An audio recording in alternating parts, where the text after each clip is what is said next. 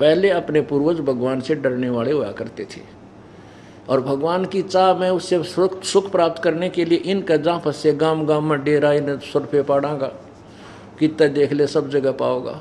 इनने भ्रमित कर दिया पूरे समाज को, बल्कि बैल लगा दिए इनके। वो जो बच्चे ना कुछ सुल्फा सल्फा पिए थे उन्होंने अपने स्वार्थ से उनको भी पीन लगा दिया। अब ऐसे बिगड़े हुए सांग को, ऐसे बिगड़े हुए सिस्टम को अब ये तत्व ज्ञान सुधारेगा।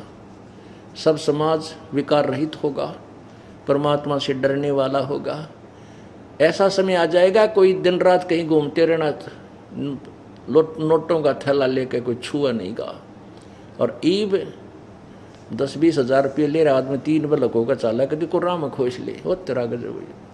तो पुण्यात्माओं ऐसा गलत समय आ गया, यो परमात्मा के यथार्थ ज्ञान के बिना मानव बहुत ही बिगड़ गया। अब इसको ठीक करना पड़ेगा। अब हो जाएगा, कोई बड़ी बात नहीं। बिगड़ने में समय लगा है तो सुधरने में थोड़ा समय और लग जाएगा और एक समय पूरी पृथ्वी पर इतनी शांति होगी। ओह, एक समय ऐसा आएगा कि जब ये प्रार्थना करा करेंगे भक्त, जब परमात्मा वर्षा कर दिया करेगा, क्योंकि इनके पुण्य यज्ञ इतने बनवा दूंगा कि ढेर लाग जाएंगे। ऐसे सतयुग में हुआ करता था, जब भी चाहते थे वर्षा हो जाती थी। जहाँ प्रार्थना करते थे भगवान ज़्यादा वर्षा हो जाएगी, तभी बंद हो जाता था। तो ऐसे ही शुभ कर्मों के करने से ही उसका शुभ फल होता है, अशुभ करने से अशुभ फल मिलता है। तो हम अब शुभ करेंगे तो फल भी शुभ ही होगा। कीकर बोवाएंगे तब बबूल उगेगी और कांटे होंगे। आम के फलदार वृक्ष बोवाएंगे तो फल ही लगेंगे और स्वादिष्ट और आनंददायक होंगे। ऐसे ये साधना हम यथार्थ करेंगे।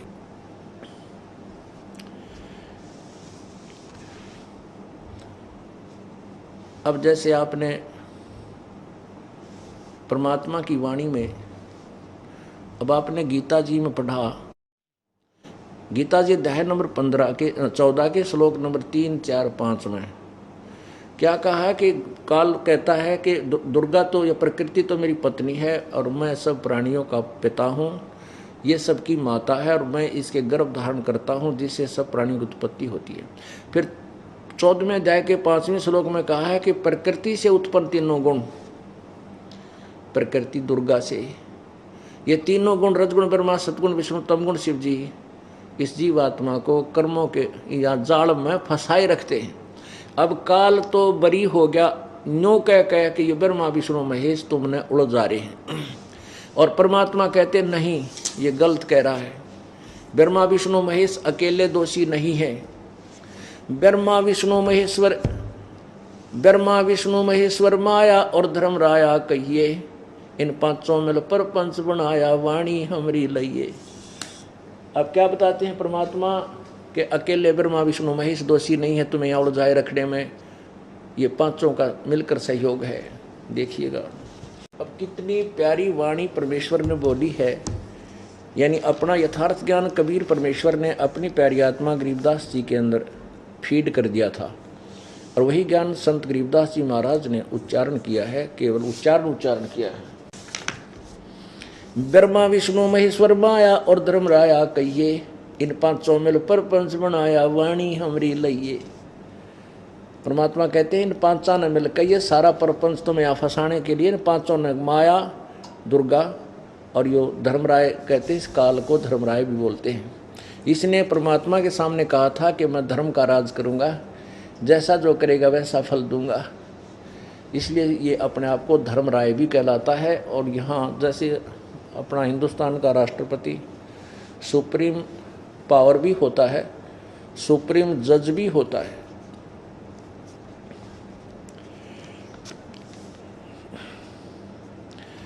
ब्रह्मा विष्णु महेश्वर माया और धर्म राया कहिए, इन पांचों मिल पर पंच बनाया वाणी हमरी लइए। हम जो तुम्हें ज्ञान दे रहे हैं इसको लेना का अर्थ होता है कि संकेत न समझ लेना बस। यानी जैसे कोई किसी के विरुद्ध कोई षड्यंत्र रचने की और कोई बातचीत कर रहा हो तो वो उसके कान उधर हो जाते हो, तुरंत ले लेता है कि क्या ये शत्रु हैं और क्या कुछ करना चाह रहे हैं। तो परमात्मा इसी प्रकार करें, मैं तुम्हें जो ज्ञान दे रहा हूँ इसको बड़ी ध्यानपूर्वक और सतर्क होकर इसको समझ लेना, सुनना। ब्रह्मा विष्णु महेश्वर माया और धर्म राया कहिए, इन पांचों मिल पर पंच बनाया वाणी हमरी लइए।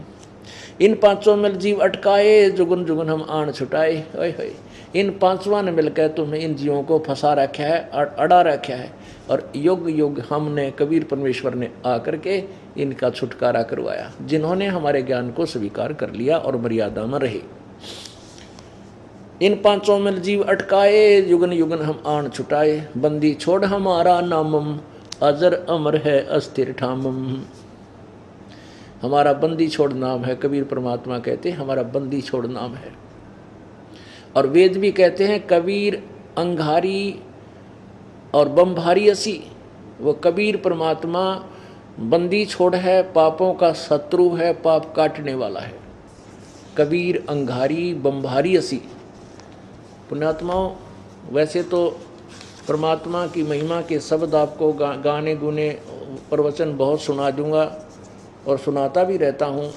आपने पहले भी अन्य संतों पंथों से भी सुने हुए हैं, लेकिन जब तक आपको ये दृढ़ विश्वास नहीं होगा कि हम जिस मार्ग पर लगे हैं ये यथार्थ मार्ग है, तब तक आप भक्ति नहीं कर सकते। गीता जी अध्याय नंबर 2 के श्लोक नंबर 53 में कहा है कि अर्जुन, जब तेरी बुद्धि नाना प्रकार भिन्न भिन्न प्रकार के भ्रमित करने वाले ज्ञान से वचनों से हटकर एक तत्व ज्ञान पर डट जाएगी, रुक जाएगा, तब तो तू योगी होगा, तब तो तू भगत बनेगा, तेरी भक्ति प्रारंभ होगी। तो इसलिए ये बार बार आपको समझाया जाता। जैसे अभी आपको यजुर्वेद दिखाता हूँ, जिसमें कबीर परमात्मा को कहा है कबीर अंगारी असी। अंगारी माने पापों का शत्रु, पाप का टनाड़ा। अग माने पाप, अरि माने शत्रु, कबीर असी। और बम्भारी माने बंधनों का शत्रु, बंदी छोड़, वो कबीर है। वो रित धामा स्वर ज्योति रित धामा सी, वो सतलोक में रहता है और स्वयं प्रकाशित, वो उसका लोक भी और वो स्वयं परमात्मा भी तेजो में शरीर युक्त है। अब यजुर्वेद अध्याय नंबर 5 के श्लोक नंबर 32 को आपको दिखाता हूँ। पवित्र यजुर्वेद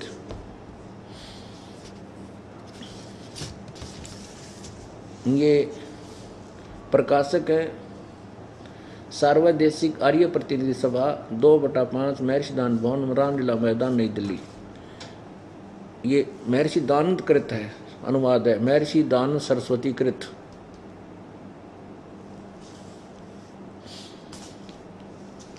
अध्याय नंबर 5 का श्लोक नंबर 32।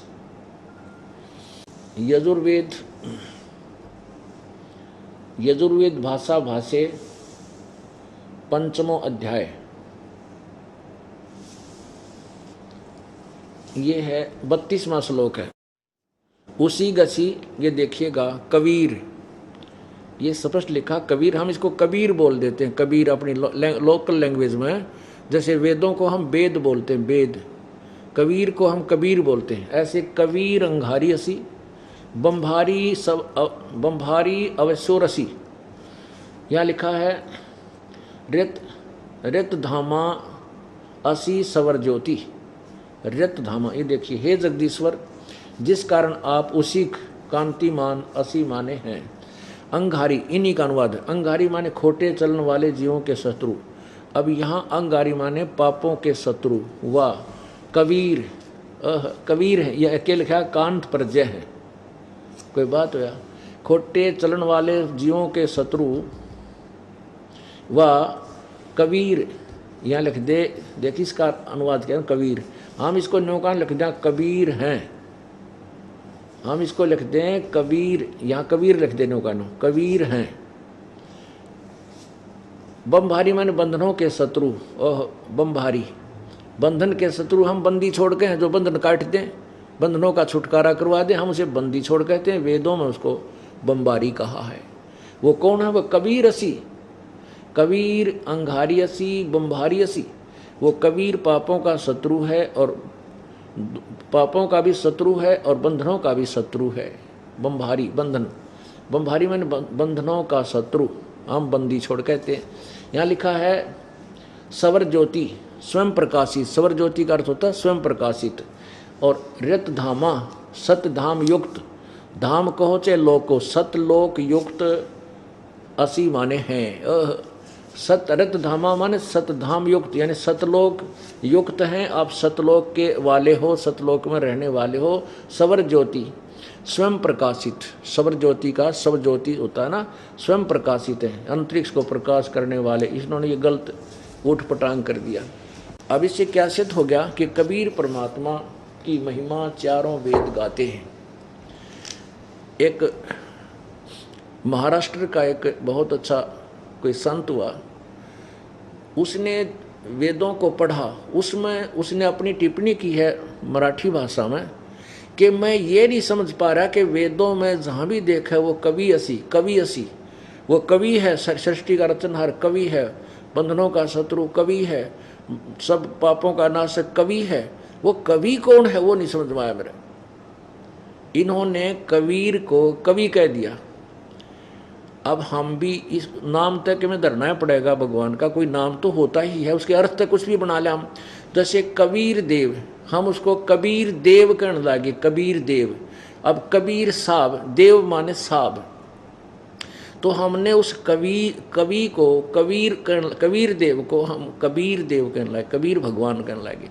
अब अपनी लोकल लैंग्वेज में बड़ी की मात्रा और ब कबीर और देव का अर्थ हमने साफ बना लिया, हम ऐसे कहने लगे। और ये है उसी कवि की तरफ संकेत, उसने कवि कह लो चाहे कबीर कह लो, ये उस परमात्मा की तरफ संकेत है। अब क्या चल रहा है कि बंदी छोड़ हमारा नामम, अजर अमर है अस्थिर ठामम। परमात्मा कहते कि मेरा बंदी छोड़ नाम है, बंदी छोड़ हमारा नामम, बंदी छोड़ उपमा हमारी ही है, और हमारा स्थान अजर अमर कभी समाप्त नहीं होता, सदा रहने वाला सतलोक है। पीर पैगंबर कुतुब ओलिया सुर नर मुनिजन ज्ञानी, ये त्यागों तो ना पाया ये काल का बंधे प्राणी। ओए होए। अब ये वाणी है परमात्मा की, जो वेद में लिखा है कि वो परमात्मा द्वारा बोली गई वाणी उनके अनुयायियों के लिए स्वर्ग के समान आनंददायक होती है। अब ये वाणी कितनी हृदय को छूती है, रोने को दिल करता है मालिक इस वाणी को सुन करके। क्या बताते हैं, पीर पैगंबर कुतुब ओलिया ये सुर नर मुनिजन ज्ञानी, जो गीता जी अध्याय नंबर 7 के श्लोक नंबर 16 और 17 में स्पष्ट किया है कि 4 प्रकार के साधक मुझे भजते हैं। गीता ज्ञानदाता कहता ब्रह्म कह रहा है, एक अर्थार्थी, एक आरत, एक जिज्ञासु और ज्ञानी। अर्थार्थी वो होते हैं जो अपने धन लाभ के लिए केवल वेदों के मंत्रों से अनुष्ठान करते हैं, वो दूसरी कोई अन्य कविता वगैरह नहीं करते। ओम जय जगदीश रे स्वामी जय जगदीश रे, या जय गणेश देवा, या हनुमान चालीसा, उनको नहीं प्रयोग करते, वेदों के मंत्रों से ही अनुष्ठान करते हैं।